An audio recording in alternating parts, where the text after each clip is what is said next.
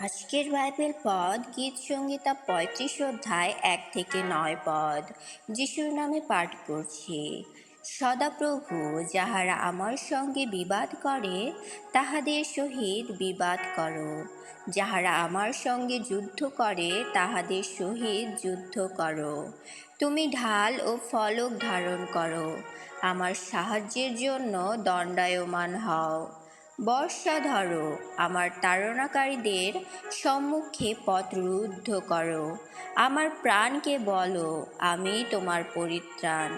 যাহারা আমার প্রাণের অন্বেষণ করে তাহারা লজ্জিত ও অপমানিত হোক।